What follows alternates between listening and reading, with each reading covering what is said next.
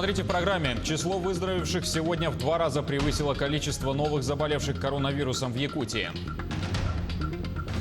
Студенты Нерюнгринского медколледжа защитили итоговые работы онлайн. Не выходя из дома, можно и проголосовать по поправкам в Конституцию. Как исполнить гражданский долг и при этом соблюсти режим самоизоляции, расскажут наши корреспонденты.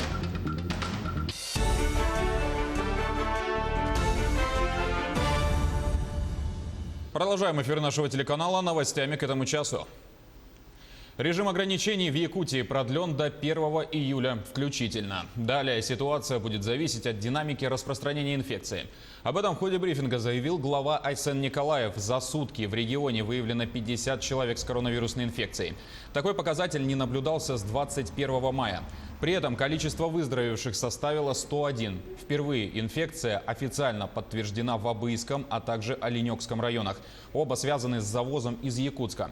Из 50 новых заболевших за сутки 45 в Якутске, 2 в Мирнинском и остальные районы – единичные случаи. Вчера и сегодня у нас состоялось заседание оперативного штаба, и по представлению главного санитарного врача республики режим ограничительных мер в тех местах, где он действует, по всем категориям, он продлен по 1 июля включительно. При этом хочу сказать, что вот если та положительная тенденция, которая сегодня вот у нас появилась, она будет и дальше сохраняться эти дни до 1 июля, конечно же, второй этап мы сможем уже войти. На сегодняшний день по коэффициенту распространения инфекции мы не отвечаем тем требованиям республики в целом, при которых второй этап ограничительных мер может быть снят. Коэффициент у нас все-таки пока чуть-чуть, но все равно выше 0,8. Новый аппарат искусственной вентиляции легких прибыл в Хангаласский район. Его приобрели на пожертвования Майтона и Индрайвер. Напомним, IT-компании в марте этого года передали больницам Якутии 45 миллионов рублей. Хангаласскому району было выделено финансирование на покупку 2 аппаратов. На днях прибыл один из них. Его направят в инфекционное отделение в поселке Максагалох. Были приобретены 2 аппарата ИВЛ. Зислайн МВ-300. Вот пока поставили 1 аппарат ИВЛ, второй в пути, должен быть скоро поставлен. Такой же аппарат? Да, точно такой же аппарат. Ну, аппарат отечественный, произведен Triton Electronics, город Екатеринбург.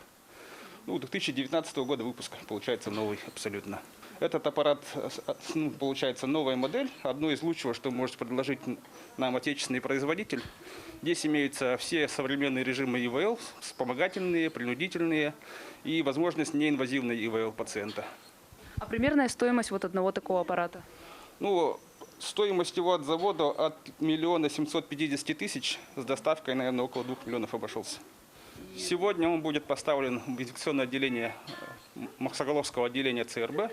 Там будет установлен и в случае надобности там будет работать. Пробный ЕГЭ без участия выпускников прошел в Мирном. О его результатах узнаем у нашего корреспондента Марфирины Алексеевой.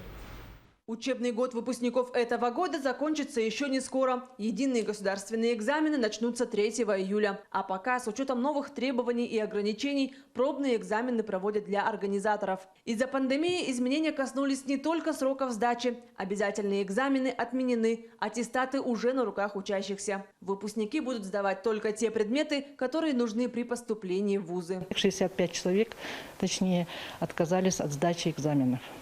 Это и выпускники текущего года, и выпускники прошлых лет, которые передумали сдавать экзамены. Поэтому на сегодня у нас сдающих 411 человек. Перед каждым экзаменом проверка температуры и никаких очередей. Приходить на экзамены выпускникам придется к определенному времени по индивидуальному расписанию. В аудитории подготовлено 9 мест. Расположены они в зигзагообразном порядке. Расстояние между присутствующими не менее 1,5 метра. Вход в школу обязательно в масках и перчатках. А вот быть или не быть в них во время экзамена – это уже личное решение самих учеников. Все работники пункта проведения экзаменов во время экзамена носят или одноразовые маски, или респираторы. В каждой аудитории установлены рециркуляторы, которые обеззараживают воздух в кабинетах. И в больших пунктах проведения экзаменов у нас установлены 2 входа. Отмену обязательных экзаменов и продление сроков сдачи многие выпускники восприняли положительно. Это возможность акцентировать внимание лишь на выбранные предметы, а также дополнительное время для качественной подготовки. Минус только в том, что готовиться приходится дистанционно. Проводим консультации для всех 9. Они, допустим, обращаются ко мне, я выхожу 1 на 1 с ребенком. Очно, конечно, готовить лучше, так как выпускники – это есть дети, где-то все-таки они ленятся, где-то не хватает, может быть, за ними присмотра, а когда учитель очно, все-таки мы как-то контролируем этот процесс. Последний экзамен, включая резервные дни для сдачи, пройдет 25 июля, а к 15 августу станут известны результаты всех экзаменов. Марферина Алексеева, Артем Алексеев, Мирный. Между тем, государственная итоговая аттестация прошла в Нерюнгринском медицинском колледже. Свои работы выпускники защищали в удаленном режиме. Таким новым для СУЗа способом было выпущено 74 дипломированных специалиста. Тему продолжит Александра Цыбикова. Процедура защиты проходила на платформе Jitsi Meet, где все студенты и представители Государственной экзаменационной комиссии одновременно вышли в онлайн. Представители ГЭК, среди которых был и главный врач Нерюнгринского района Алексей Еворский, оценили знания 24 фельдшеров скорой помощи и 50 медицинских сестер. Вначале каждый выступающий представлял свой паспорт для удостоверения личности и высвечивал на экран компьютерную презентацию и отвечал на вопросы. Представители Государственной экзаменационной комиссии, которые находились тоже локально в разных местах, задавали вопросы нашим студентам, и те отвечали. Далее все сведения заносились в протокол, который по WhatsApp направлялся соответственно секретарю. При подведении итогов учитывались такие показатели, как отзыв научного руководителя, внешние рецензии работодателей, объем выполненной работы в презентации и ответы на вопросы. Стоит отметить, что уже 3-й год колледж практикует нормоконтроль. Это предварительная проверка работ. Получилось, что мы так ускоренно все написали ВКР. Думали, вот мы пойдем сдавать туда, в колледж. Но получилось так, что карантин продлили. И в итоге все дистанционно сдавали. Было, конечно, сложно. Мы ждали, сколько эту защиту, да. Еще целый час задержалась с этими связь была какая-то не очень хорошая. Сидели, все волновались, но в итоге прям все молодцы, получили 5. Студенты, которые активно участвовали и стали победителями международных и всероссийских научных конкурсов, при совпадении темы исследования и темы ВКР освобождались от процедуры защиты и получали 5 автоматом. От имени всех старших медицинских сестер, от членов Ассоциации средних медицинских работников района, желаем вам удачи в вашем жизненном пути. Желаю вам хороших работодателей, которые будут понимать все ваши проблемы. Удачи вам! Несмотря на подготовку в дистанционном режиме и технические перебои связи, студенты показали высокие результаты. 27 человек, а это 1/3 от всех выпускников, получат красные дипломы. Александра Цыбикова, Захар Головин, Нерюнгри.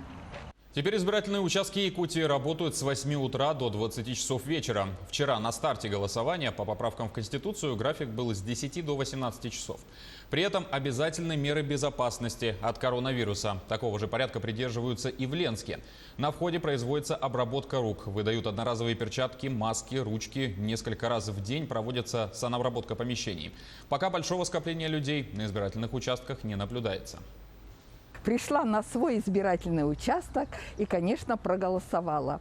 И поэтому я сегодня призываю просто из всех избирателей прийти на свои избирательные участки и исполнить гражданский долг. 1 июля может быть наибольшее скопление людей, поэтому я призываю всех избирателей прийти на избирательные участки. Вы знаете, соблюдается полная санитария. То есть выдают абсолютно одноразовые все, перчатки, маска, обрабатываются у нас кисти рук, ручки одноразовые. Все это дистанционно, дистанция соблюдается. Мы с вами видим, что на участковых избирательных комиссиях созданы все безопасные условия для того, чтобы наши жители нашего Ленского района смогли прийти и проголосовать. Поэтому я обращаюсь к нашим ленчанам, жителям нашего Ленского района, чтобы они проявили свою активную гражданскую позицию, пришли и проголосовали, потому что сделать это можно в очень комфортных, безопасных условиях. И сделать это нужно обязательно, потому что мы с вами высказываем свое мнение по отношению к поправкам в основной закон нашей страны. Мнение, конечно, у каждого может быть разное, Но то, что это мнение нужно выразить, это определенно. Проголосовать можно и на дому. О том, как это сделать, расскажет Сарглана Неустроева. Здравствуйте, участковая комиссия 702. Где вы проживаете? Фамилию, имя, отчество скажите, пожалуйста. Выход из дома во время режима самоизоляции всегда сопряжен с рисками, даже несмотря на строгое соблюдение мер предосторожности. Для людей, которые пойти на такой риск не готовы, есть возможность проголосовать на дому. В таком случае необходимо просто обратиться по телефону в свой УИК и подать заявку. Мы формируем соответствующий, согласно требованиям. Это отдельный пакетик, там в этот пакет вкладывается бюллетень, маска, перчатки, ручка. Вот это все отдельно. Бланк заявлений. Упаковывается это все в отдельный пакет на каждого избирателя. Домашнее голосование проходит бесконтактно. Об этом можно не беспокоиться. При себе специалисты имеют дезинфицирующий спрей и все сопутствующие мерам безопасности атрибуты – маски, перчатки и защитный костюм. Причем при желании самого избирателя отдать свой голос можно буквально спустя пару часов после оформления заявки. Мы обрабатываем наш ящик, мы обрабатываем пакет, где лежит бюллетень и средства защиты – маска и перчатки. При желании избиратель может выйти на улицу, мы можем принять здесь, на улице, либо же как один избиратель через балкон. Вот буквально у нас сегодня был до 10 прием заявка пришла, и вот сейчас в 11 уже приехали. Теперь можно точно утверждать, членами избирательной комиссии сделано все, чтобы максимально упростить процесс голосования. А существенных причин для того, чтобы воздержаться и не выразить свою гражданскую позицию, нет. То, что вот с 25 июня до 1 июля сделали голосование, я считаю тоже правильным, потому что 1 июля в один день скопление населения в таких условиях ковида – это совершенно неправильно. И поэтому тем важнее проконтролировать правильность ведения выборов. Я думаю, что правильно сказать, каждый может воспользоваться правом высказать свой голос по одному из самых, а может даже самому важному вопросу, который нам сегодня жизнь задает. Вот поэтому, да, конечно, желательно, чтобы каждый со своим мнением пришел. Свое мнение об обязательности голосования выразил и первый президент республики Михаил Николаев. Поэтому давайте все как единые якутяне проголосуем за нашу новую конституцию. Она на самом деле не новая, а новая редакция. Это более правильно будет. Напомним, голосование проходит с 25 июня по 1 июля включительно. Отдать свой голос возможно в любом избирательном участке по месту прописки. Сарглана Неустроева, Илья Сыромятников, Якутск. 2 мурала, посвященных поправкам в Конституцию России, создали в Якутске и поселке Жатай. Проект реализован в том числе силами Центра компетенции городской среды. Мурал на жилом доме в Жатае посвящен теме бережного отношения к окружающему миру и защите семьи. Масштабный стрит-арт по улице Дзержинского в Якутске разместился по соседству с будущим сквером землеустроителя. Самое сложное – это выбрать эскиз, наверное. И эскизов много было, вариантов много было. Что-то убрали, что-то не нравилось и так далее. Согласования много было и так далее. Как-то нужно было рисунок создать, именно комбинирующий с аллеей землестроителей. И вот и поиски начал работать над ним. Где-то примерно неделю работал. И на этом пока все. До встречи в эфире.